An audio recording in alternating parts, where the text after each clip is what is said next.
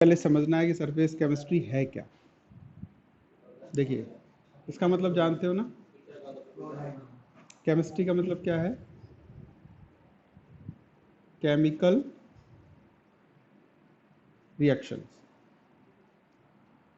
ठीक, जब ये केमिकल रिएक्शन किसी मटेरियल की सरफेस पर हो, किस पर हो? सरफेस पर हो, तो उस पर्टिकुलर ब्रांच को हम बोलेंगे सरफेस केमिस्ट्री। आई बात समझ में?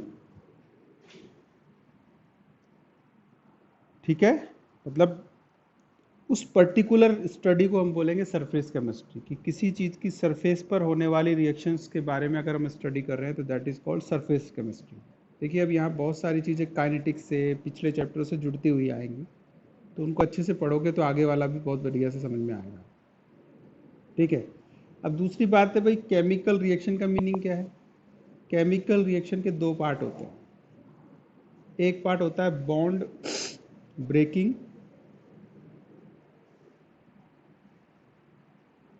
और दूसरा पार्ट होता है बॉन्ड मेकिंग। क्लियर? एक पार्ट होता है बॉन्ड ब्रेकिंग, दूसरा पार्ट होता है बॉन्ड मेकिंग। क्लियर?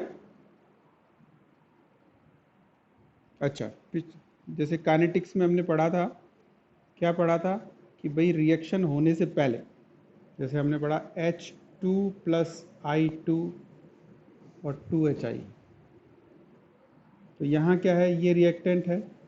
सबसे पहले HH बॉन्ड टूटेगा, I2 है, II बॉन्ड टूटेगा, ये ब्रेक हुआ, ये ब्रेक हुआ, तो ये पार्ट आ गया बॉन्ड ब्रेकिंग का, जो पहले होता है।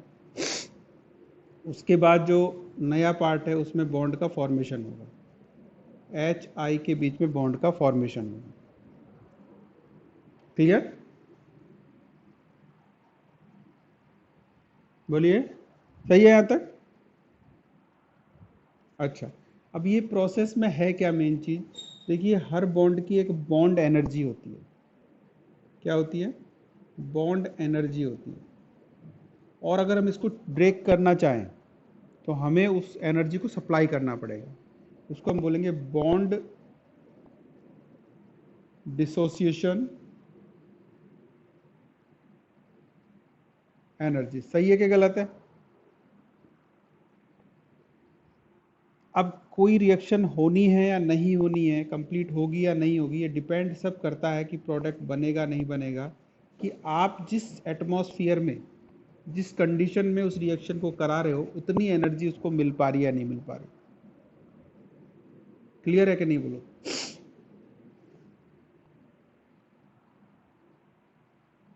सही है ना सर ये बात एकदम? ठीक, तो सिंपल सी ब्रांच है ये हमारी, कि आपको रिएक्शंस के बारे में ही पढ़ना है जो पढ़ते आए हैं, लेकिन केस हम कौन से स्टडी करेंगे? जो कि सरफेस पे होते हैं, मैटर के सरफेस पे होते हैं। ठीक, अब एक सिंपल सा एग्जांपल देखते हैं। सबसे पहले, ज्वेलरी सब पहनते हैं घर में, मम्मी बहनें पहनती होंगी। क्या देखा है आपने? उनकी जो चमक है रेगुलर पहनने से कुछ कम होती है?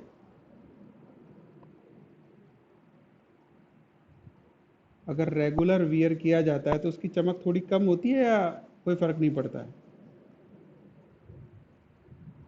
ऑब्वियसली होती है ना चमक कम। क्या कारण होता है उसका? घिस जाती है वो। क्या कारण होता है उसके चमक होने का, कम होने का? जल्दी बोलो।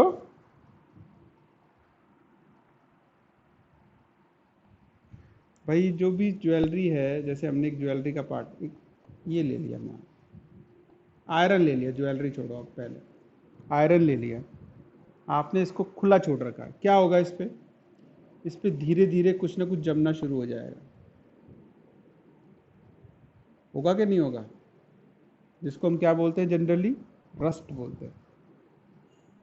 ठीक है, तो ये क्या हुआ कि यहाँ पर बाहर की चीज़ों से इसने बॉन्ड किया और कुछ फॉर्मेशन कर लिया और ये इस पर स्टिक कर गया। ऐसा ही ज्वेलरी के साथ भी हो रहा है। अगर सिल्वर है तो सल्फाइड जम गया, तो ये सब जो रिएक्शन केवल सरफेस पे हो रही है।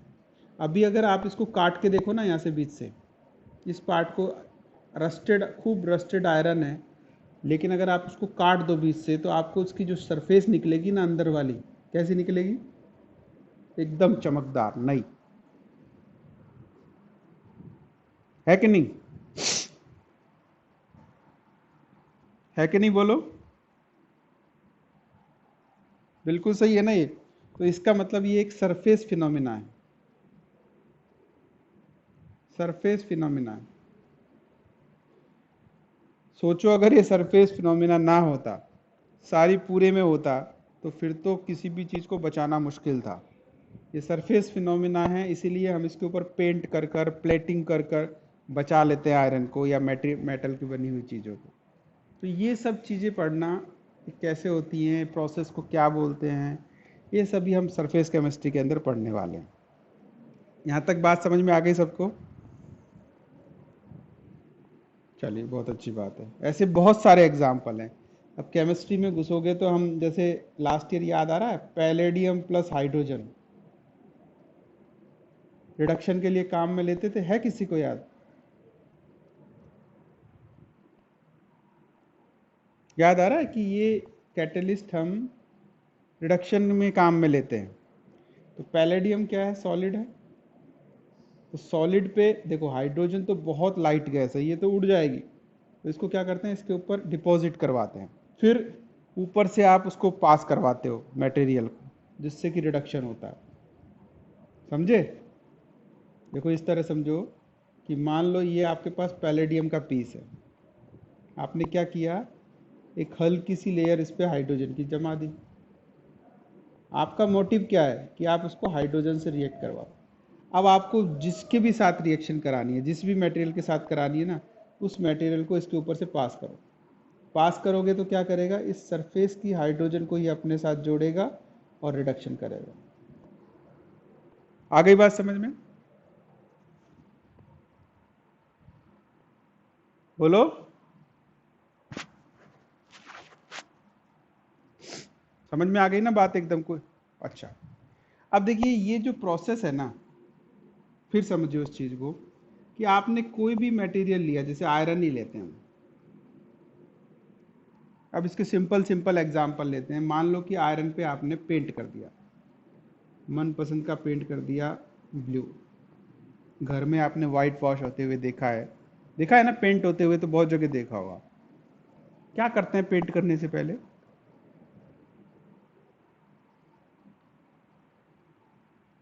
पेंट करने से पहले क्या करते हैं? आपके घर में कभी पेंट हुआ है? दीवार पर, दरवाजे पर, कहीं तो हुआ, देखा होगा, कहीं पे, घर, बाहर, सोसाइटी में कहीं तो देखा होगा। क्या करते हैं जरा बताओ तो? उसको स्क्रब करते हैं, उसकी सफाई करते हैं, सरफेस को देखा है आपने? एक डस्ट पेपर होता है, उससे उसकी सफाई करते हैं। करते हैं कि नहीं करते हैं?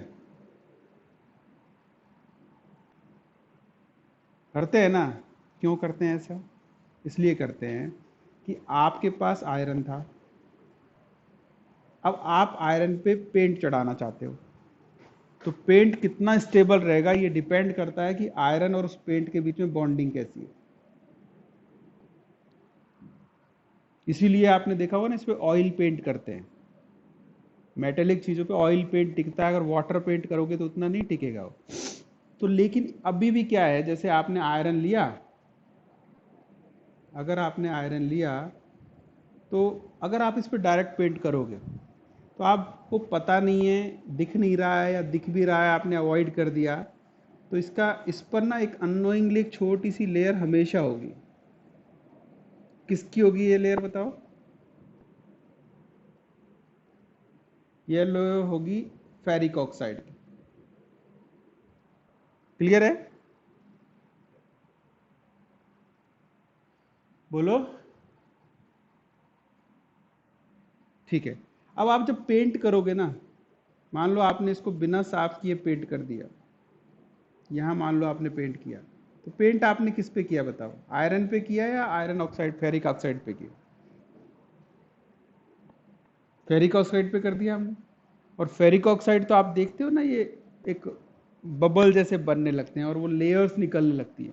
तो इससे क्या होगा कि आपका जो पेंट किया हुआ है वो बहुत ही जल्दी निकल जाएगा, क्योंकि इसकी जो स्किन होती है आयरन की, स्पेशली हम देखें तो लेयर की फॉर्म में निकलती जाती है और वही डिके होता जाता है उसका। तो इसलिए क्या ज़रूरी है, इसकी स्टेबिलिटी की ज़रूरी है कि हम सबसे पहले इसकी जो लेयर है, सरफेस है, उसको साफ कर दें। तो सबको उसको बोलते हैं क्लीन करना, क्लीन करना, सरफेस को क्लीन करना। ये पक्का है कि 100% नहीं हो पाएगी, लेकिन अगर आपने उसको 90%, जितना आप क्लीनिंग करोगे ना, आप देखना आपके घर में पेंट भी हो रहा होगा, कितना भी बढ़िया हो, पहले उसको हटाएगा, और अगर नहीं हटा रहा है तो मतलब वो चलने वाला नहीं। तो 90% से लेकर 99% तक इसको अचीव कर सकते हैं। जब ये केस 99% आएगा तो इसको बोलेंगे अल्ट्रा क्लीन। क्या बोलेंगे इसको? Ultra clean. और अल्ट्रा क्लीन कब हो सकता है? एक ही कंडीशन है, ये हो सकता है वैक्यूम में। कब हो सकता है? वैक्यूम में। वैक्यूम का मतलब कोई एटमॉस्फेयर जैसी कोई चीज होनी नहीं चाहिए। अगर है तो पक्का उस पर कुछ ना कुछ डिपोजिशन तो होगा ही होगा, आप कितनी भी कोशिश कीजिए। आ रही है बात समझ में? ठीक है, तो अल्ट्रा क्लीन करना कोई आसान काम नहीं है। आपको इस पे ना इतने का सक्शन लगाना पड़ेगा। लगाते हैं तो चीज़ों की कीमत बढ़ती है ना, कि भाई ये सामान इतने रुपए में भी आ रहा है और इतने में भी आ रहा है, तो महंगा जो आ रहा है ना, तो उसमें कुछ तो बात है। उसमें खर्चा ज़्यादा किया गया है, टेक्नोलॉजी का ज़्यादा इस्तेमाल किया है, उसकी ड्यूरेबिलिटी ज़्यादा है। तो इतना अगर प्रेशर उस पर लगाएं, सक्शन लगाएं, तो वो सारे माना जाता है कि 99% तक जो सरफेस पार्टिकल है उनको हटा देता है। ठीक है, बोलो सही है कि गलत? सब चीज़ें लिखी हुई हैं बुक में। जो फर्स्ट जनरली हम क्या करते हैं ना, चैप्टर स्टार्ट होता है, शुरू का आधा एक पेज पढ़ते ही नहीं है, लेकिन पूरा इंटरेस्ट जो होता है ना उसी में भरा होता है। हम सीधे ये डेरिवेशन, वो डेरिवेशन, ये डेफिनेशन, वो फॉर्मूला, उस पे जाते हैं। तो फिर वो हमारे लिए कन्फ्यूजन क्रिएट करता है, याद ही नहीं रहता कि कौन सा फॉर्मूला क्यों याद कर रहे हैं। इसलिए फर्स्ट पेज को पढ़ो आप, वो बताएगा कि ये जो चैप्टर है ये आपके जीवन से किस तरह जुड़ा हुआ है। जब आप जानोगे कि ये मेरे ये काम आ रहा है, ये मेरे काम आ सकता है, मेरे घर में काम आ सकता है, तो आपका इंटरेस्ट अपने आप बनने लगेगा। यहाँ तक बात समझ में आ गई? बोलिए,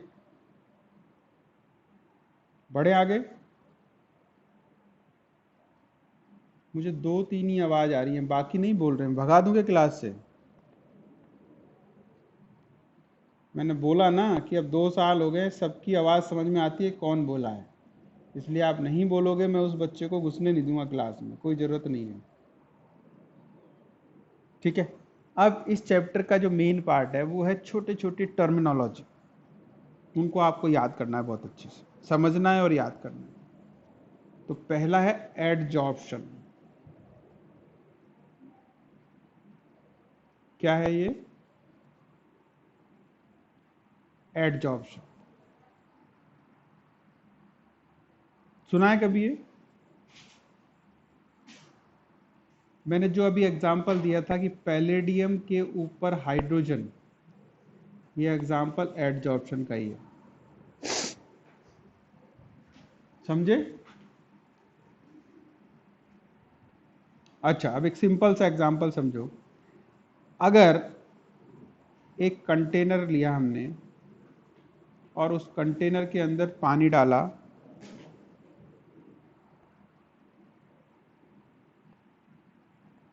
अब ऐसे सरफेस एडजॉर्प्शन बोलने की जरूरत नहीं है, एडजॉर्प्शन सरफेस पे ही होता है। अलग टर्मिनोलॉजी तब दी जाती है जब उसमें कई विकल्प खुले हों। एडजॉर्प्शन एक सरफेस फिनोमिना है, तो आप उसको सरफेस एडजॉर्प्शन बोलो या ना बोलो, एक ही बात है। बेवजह चीज़ों को कॉम्प्लिकेटेड करके नहीं समझना चाहिए। ठीक है, देखो ये एक कंटेनर है, आपने जी एडजॉर्प्शन लिखा है, AD। भैया D लिखा है यार, मैं लिख रहा हूँ।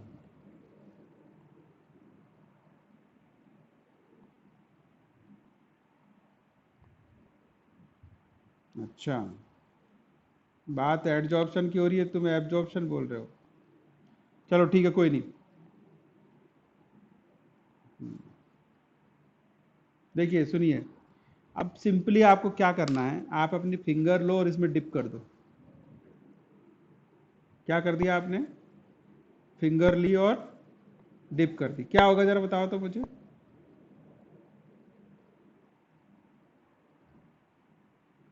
बताओ भाई क्या होगा।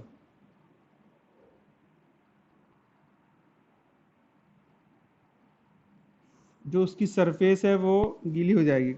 उंगली को काट के देखें तो अंदर से भी नीला होगा क्या? वो नहीं होगा, यानी केवल सरफेस पे जमा होगा।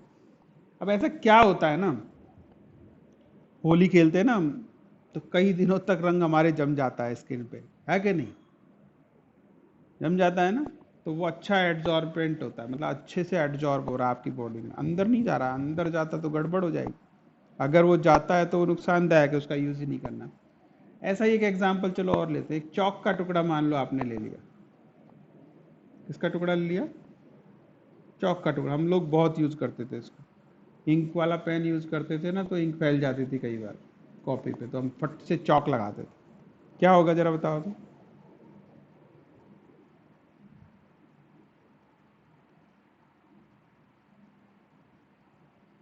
कभी करके देखा है तुमने?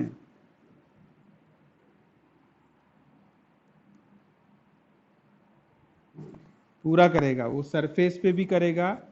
अगर देखो, ये डिपेंड करता है आपने कितने देर के लिए उसको, आपने डिप करते ही निकाला तो केवल आपको सरफेस दिखेगा ऐसा नीला नीला।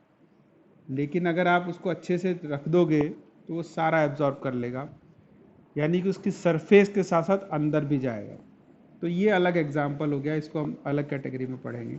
तो कहने का मतलब ये है कि किसी भी मटेरियल की सरफेस पर किसी दूसरे मटेरियल का जमा हो जाना, डिपॉजिट होना ही एडजॉर्प्शन कहलाता है।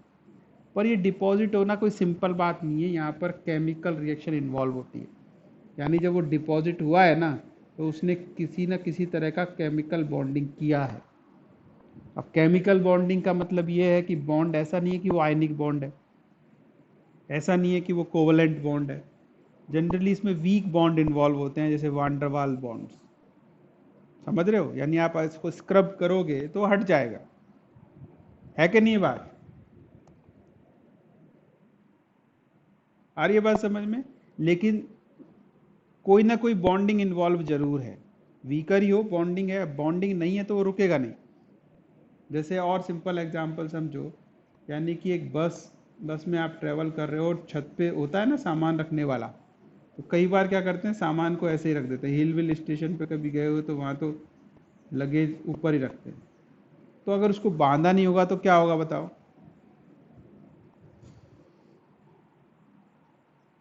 बोलो। गिर जाएगा। तो क्या करते हैं, उसको बांध के रखते हैं, देखा होगा आपने सबने। फिर गाड़ी चलने तो कितनी भी तेज।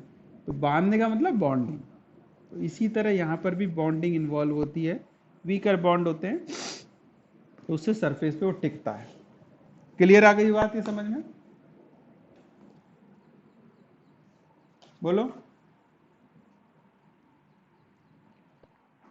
अब डेफिनेशन लिखवाने की जरूरत है या लिख लोगे?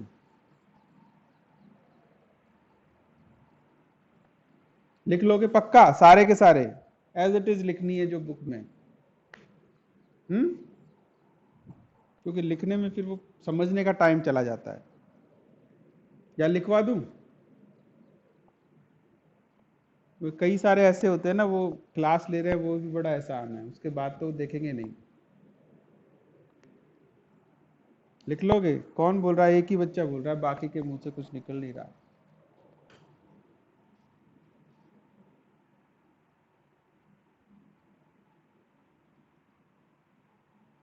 चलो लिख ही लो, मैं लिखवा ही देता हूँ। The accumulation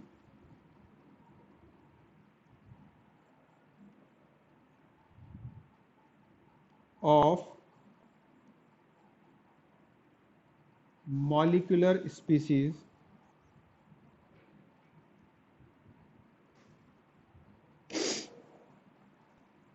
at the surface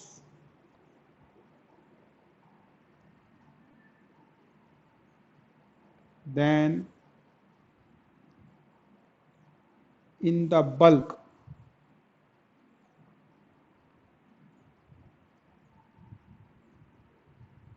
of solid or liquid is referred to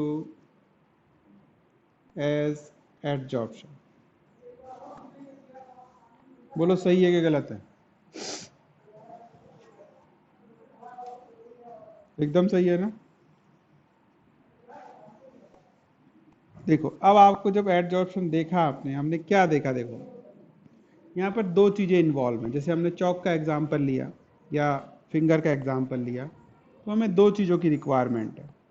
एक वो जिस पर एडजॉर्प्शन होना है, वो सरफेस बोला ना हमने, एक वो सरफेस जिस पे एडजॉर्प्शन होना है, तभी तो ये सरफेस केमिस्ट्री में आएगा। और एक वो जो एब्जॉर्ब होने वाला है। तो जिस पर एडजॉर्ब होना है वो सरफेस है,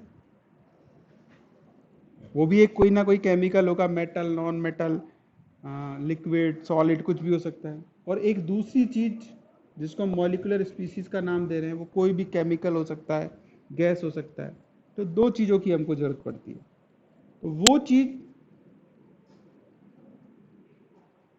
पहली चीज कौन सी हो गई हमारे यहाँ? मॉलिक्यूलर स्पीसीज, यानी कि जो एडजॉर्ब होने वाली है। इसके लिए अलग नाम है जिसको हम बोलते हैं एडजॉर्बेट।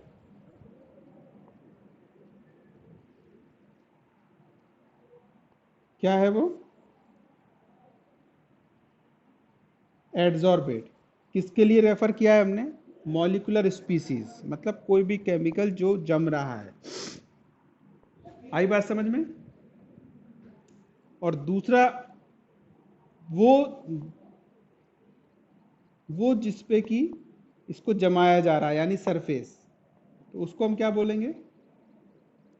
उसके लिए हम दूसरा नाम लिखेंगे adsorbent.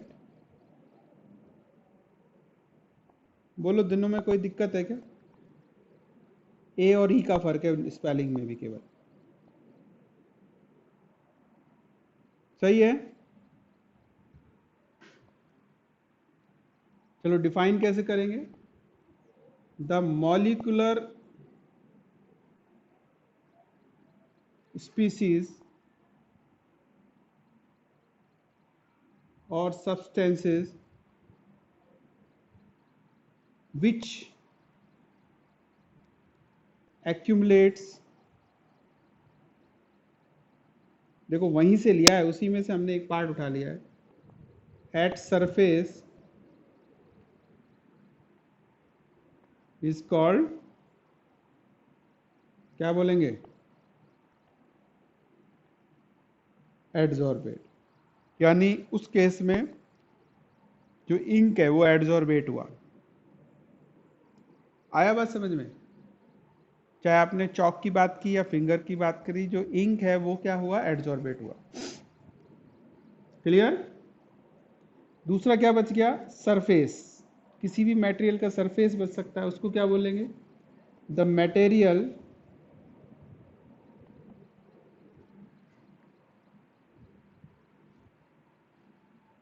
on the surface which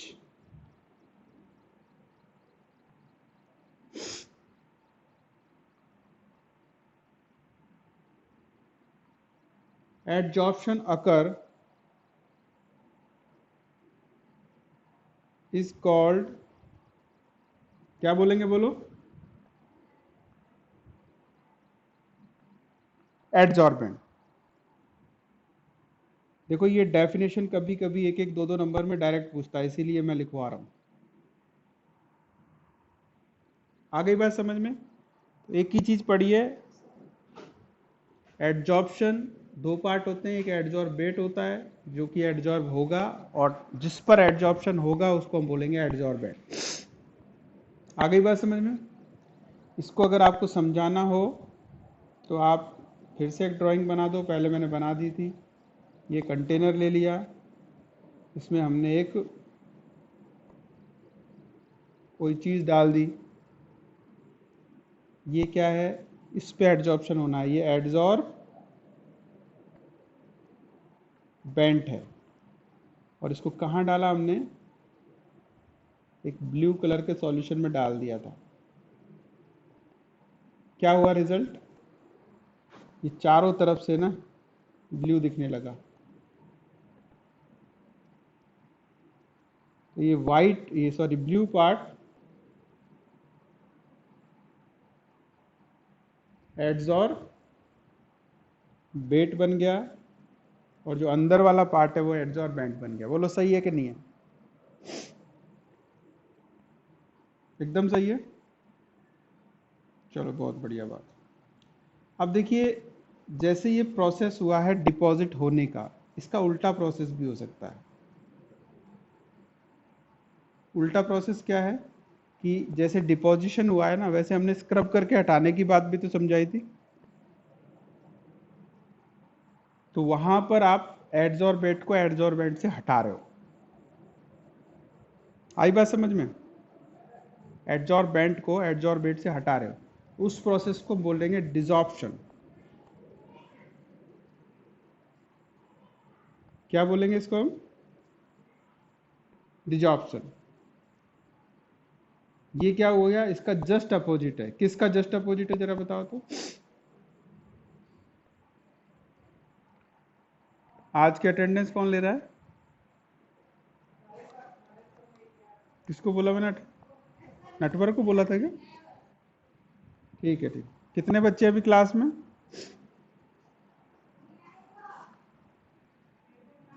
32। ठीक है, तो क्या बोलेंगे इसको हम, the process of removal of an adsorb, क्या एडजॉर्बेंट या बेट,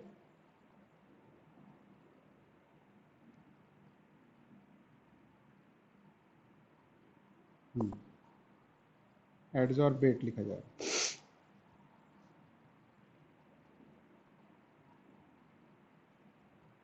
the process of removal of an adsorbate from the surface of adsorbent is called, क्या बोलेंगे इसको, बोलो, डिसॉर्प्शन। बोलो सही है क्या, एकदम। थोड़ा थोड़ा फर्क है, लेकिन इसको देखते रहना है। डेफिनेशन जरा सा चेंज होती हैं और सब मतलब बदल जाता है, मिक्स हो जाता है, मिक्स होने के चांसेस ज़्यादा है। तो अभी पूछूंगा ना तो आधे बच्चे उल्टा बोलेंगे एडजॉर्बेट और एडजॉर्बेंट का। तो ध्यान से डेफिनेशन को आज ही याद कर ले, कल के लिए छोड़ना ही नहीं। देखिए एक चीज़, अच्छा ये बताओ, हम कहते हैं कि ये रिएक्शन, कभी कह सकते हैं कि ये रिएक्शन ऑक्सीडेशन है, या ये कह सकते हैं कि ये रिएक्शन रिडक्शन है, बोलो। किसी भी एक रिएक्शन के लिए हम ऐसा कह सकते हैं कि ये ऑक्सीडेशन का एग्जाम्पल है या ये रिडक्शन का एग्जाम्पल है, कह सकते हैं, जल्दी जवाब दो, कह सकते हैं नहीं कह सकते, कभी भी नहीं कह सकते भाई, क्योंकि ये दोनों रिएक्शन हमेशा साइमल्टेनियस होती हैं। इसलिए क्या होता है, हमेशा रेडॉक्स रिएक्शन होता है। कभी भी अकेला ऑक्सीडेशन कैसे होगा, ऑक्सीडेशन का मतलब रिमूवल ऑफ इलेक्ट्रॉन, अगर उसको कोई लेने वाला नहीं है तो वो किसी को दे नहीं सकता, ध्यान रखो इस बात। आई बात समझ में, हाँ तो क्या, नहीं होती है तो फिर उसको हम ऑक्सीडेशन और रिडक्शन थोड़ी कहेंगे, उसको फिर हम ऑक्सीडेशन रिडक्शन थोड़ी कहेंगे। मैं जो सवाल पूछा हूं उस पर ध्यान दो ना, कि अकेला हम किसी को ऑक्सीडेशन और रिडक्शन बोल सकते हैं क्या, अगर ऑक्सीडेशन हो रहा है तो पक्का रिडॉक्स में होगी, रिडक्शन हो रहा है तो भी रिडॉक्स में होगी। बताओ मुझे कोई एग्जांपल अगर आपको, जिसमें ऑक्सीडेशन हो रहा है लेकिन वो रिडॉक्स नहीं। बोलिए। हम्म।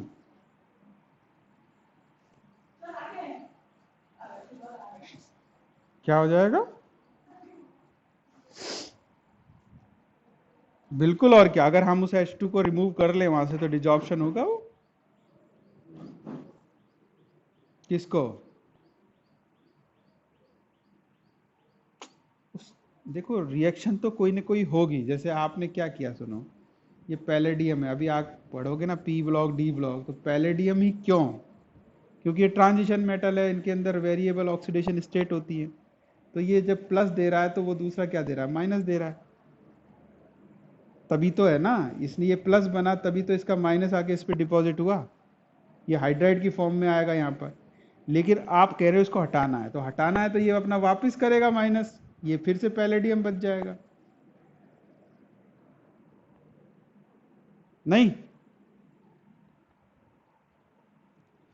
है कि नहीं? अगर आप किसी मटेरियल को उसकी सरफेस पे आने ही नहीं दोगे तो ऑब्वियसली वो ओरिजिनल मैटर रहेगा ना। लेकिन जैसे उसको मौका मिलेगा तो वो बदल क्यों रहा है? क्योंकि वो अपना इलेक्ट्रॉन किसी को दे सकता है। बोलो, सबको समझ में आया क्या? एकदम। तो ये चर्चा मैंने इसलिए चलाई कि ज़्यादातर केसेस ऐसे होते हैं, ज़्यादातर एग्जाम्पल आपको ऐसे मिलेंगे कि वहाँ पर एडजॉर्प्शन और एब्जॉर्प्शन साथ साथ होते हैं। सुन रहे हो बात को? समझ रहे हो ढंग से? कि ज़्यादातर केसेस ऐसे होते हैं, या हम कहें कि सारे केसेस ऐसे होते हैं कि जहाँ पर एडजॉर्प्शन और एब्जॉर्प्शन साथ साथ होता है। लेकिन फर्क क्या है, किसी केस में एडजॉर्प्शन ज़्यादा होता है और किसी केस में एब्जॉर्प्शन ज़्यादा होता है। तो जो प्रोमिनेंट होगा, जो ज़्यादा विजिबल होगा, हम उसको उस कैटेगरी में रख देते हैं। मेरी बात समझ में आ रही है?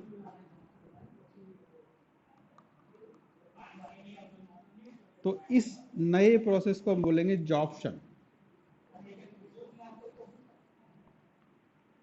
डेफिनेशन आपको समझ में आई गई होगी। क्या बोलेंगे इसको हम, कैसे डिफाइन करेंगे?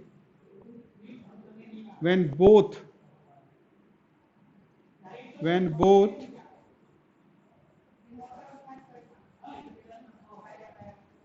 adsorption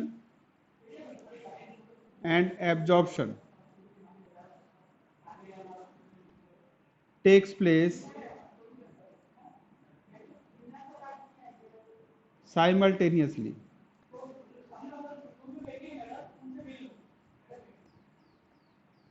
process is called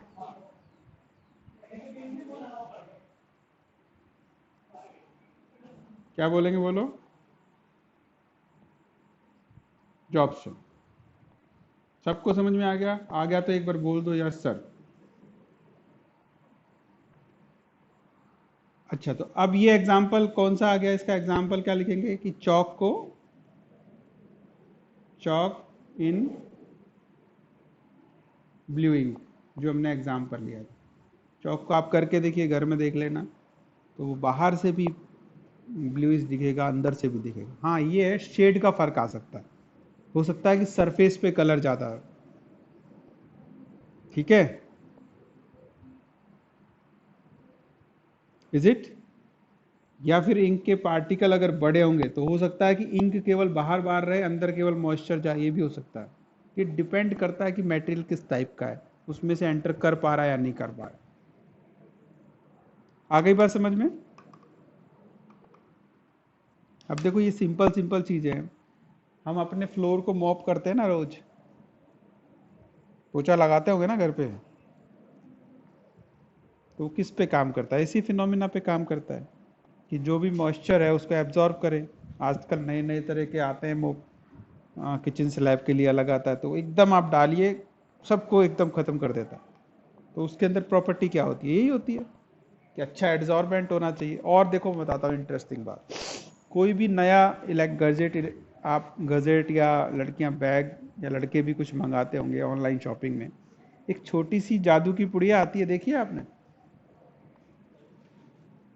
एक छोटा सा, एक वाइट कलर का छोटा सा पाउच जरूर मिलेगा आपको। क्या होता है वो?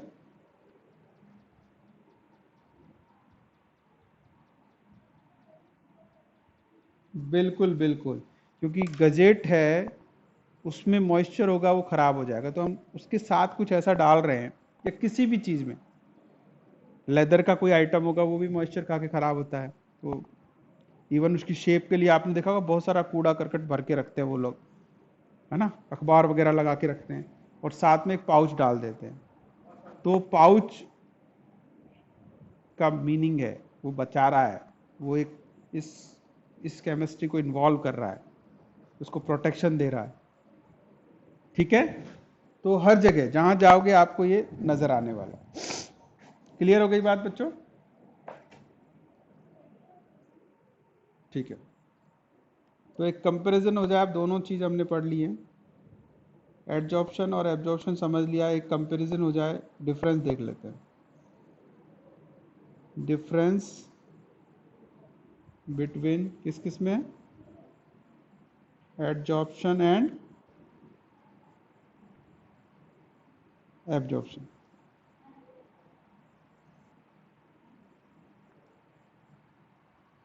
एक तरफ लिख देते हैं एडजॉर्प्शन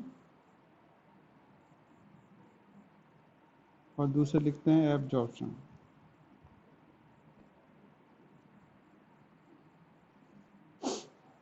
चलिए, अब आपको आ गया, फटाफट बताइए दोनों में क्या क्या डिफरेंस।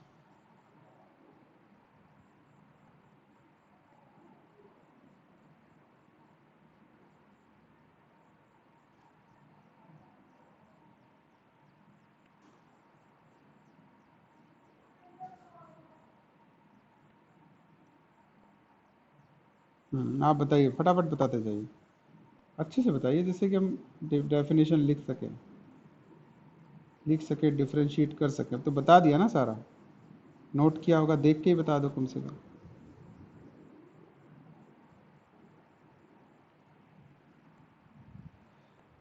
देखिए हाँ, एडजॉर्प्शन सरफेस पे होता है और इसमें ना डिस्ट्रीब्यूशन अनइक्वल होता है। केवल कहाँ होता है डिस्ट्रीब्यूशन? सरफेस पे होता है, अंदर कुछ नहीं जाता है बल्क में। तो ये क्या है एक तरह का? It is unequal distribution of molecular species. सही है कि नहीं है, बोलो? In bulk and surface. आई ना बात समझ? बोल, याद करो, एग्जाम्पल बुलाया था, ये कंटेनर लिया, कंटेनर में आपने ये डाला और इसमें कोई वाइट बॉल डाली, कहाँ डिपॉजिट हुआ ज़्यादा? ये बाहर। तो बाहर बाहर तो आ गया, अंदर नहीं आया, तो अनइक्वल डिस्ट्रीब्यूशन हुआ कि नहीं हुआ, बताओ? ठीक है।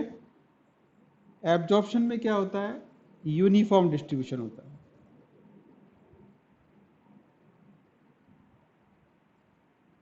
Uniform distribution of molecular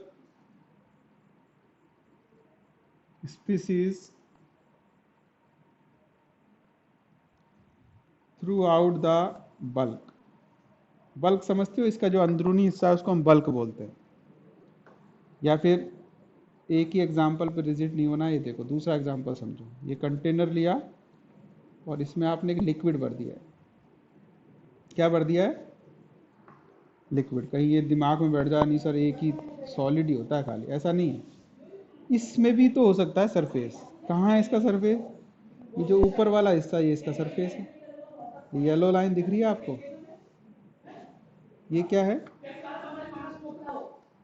surface है। और ये अंदर वाला पार्ट क्या है? ये बल्क।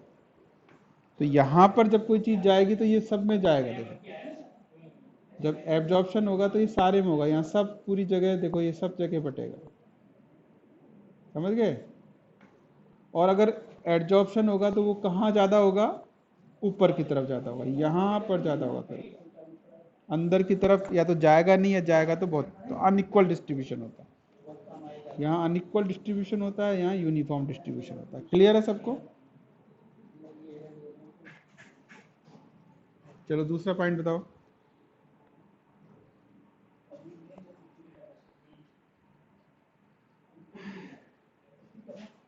बोलिए। देखिए, हाँ,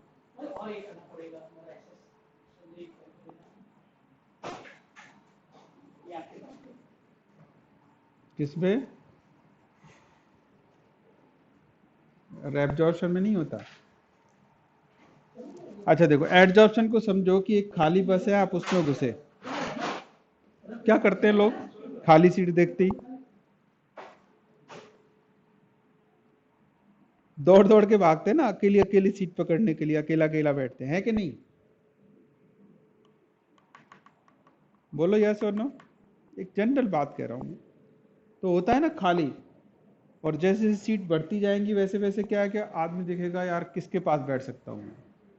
अगर मान लो 20 सीटर बस है, तो 20 लोग घुसेंगे ना, तो भाग के सबसे पहले वाला अच्छी सीट देखेगा, बीच वाली, फिर आगे, फिर मजबूरी होती जाती है। तो जैसे जैसे सीटें बढ़ती जाएगी ना, बंदों का एंथुजियाज्म कम होता जाएगा। फिर पेयरिंग में वो देखेगा, शक्ल देखेगा लोगों की, कि इसके साथ बैठ सकता हूँ, रुपिन के साथ बैठ सकता हूँ, नटवर के साथ बैठ सकता हूँ। फिर लास्ट में जब ऑप्शन नहीं बचेगा तो वो एडजस्टमेंट करेगा, देखना लोगों को, अरे भैया तू वहाँ चला जा, मैं यहाँ बैठ जाता हूँ। तो जो रेट है ना, वो क्या हो जाती है, धीरे धीरे स्लो डाउन हो जाती है कि नहीं? ऐसा बोलो, ऐसा होता है नहीं होता है? अच्छा, और चल, ये तो हमने एक सादा बात बता दी। अब यहाँ समझो कि मान लो कि ये एक, इसकी सरफेस पे डिपोजिशन होना है, ठीक। अब देखो ये जो डिपोजिशन होता है ना, ये आपका क्या बोलते हैं, एडजॉर्प्शन जो होता है वो यूनिफॉर्मली होता है। इधर होगा देखो, पहले आना शुरू हुआ ये येलो कलर का कुछ कुछ आके जमा हुआ, यानी जब गिरना शुरू हुआ ना, तो ये यहाँ गिरा, फिर बगल में गिरा, बगल में गिरा। तो पहली बात तो इसका डायरेक्ट बॉन्डिंग हो रही थी, तो जल्दी जल्दी बॉन्ड बनाएगा। अब जब और पार्टिकल आएंगे तो गैप नहीं है, फिर उनको क्या है, ये रजिस्ट कर रहे हैं पहले वाले पार्टिकल। तो जैसे जैसे एड्जॉर्प्शन होना होना शुरू हो जाता है या हो जाता है, तो रेट जो है ना वो क्या हो जाती है, कम होती जाती है। ठीक है? क्यों? क्योंकि सरफेस जो है ना, उस पर जगह ही कम है, एरिया ही कम है इसका। देखो ना कितना सा एरिया, इतने बड़े मटेरियल में सरफेस कितना सा है। दूसरी तरफ आप बल्क को देखो, बल्क में देखो अंदर खाली जगह पड़ी है, यहाँ घुसा तो इसका मतलब वो कहीं भी जा सकता है, यूनिफॉर्मली जाना है ना, तो एक ही स्पीड से होता है। आया मतलब समझ में?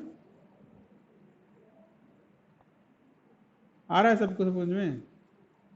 लिख दो, समझ में आ गया तो। क्या लिखेंगे? Rapid in beginning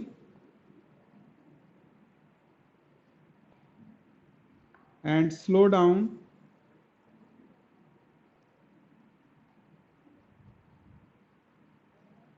near the. देखो रिएक्शन स्लो कब होने लगती है, जब इक्विलिब्रियम अटेंड होने लगता है, और वो हर रिएक्शन में होता है। यहां क्या लिखेंगे? अकर्स एट यूनिफॉर्म रेट, एक ही स्पीड से होगा ये। आ रहा है समझ में सबको?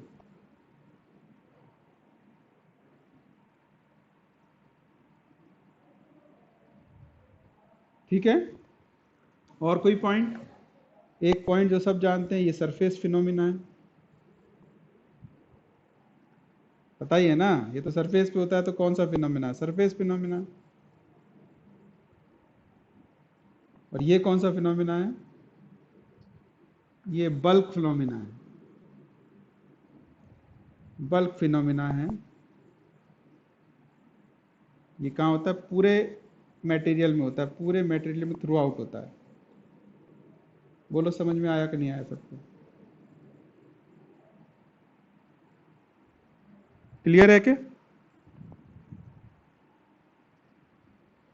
चलो तो चलो ठीक है, इस क्लास के लिए इतना काफ़ी है, फिर मिलते हैं 11 बज के।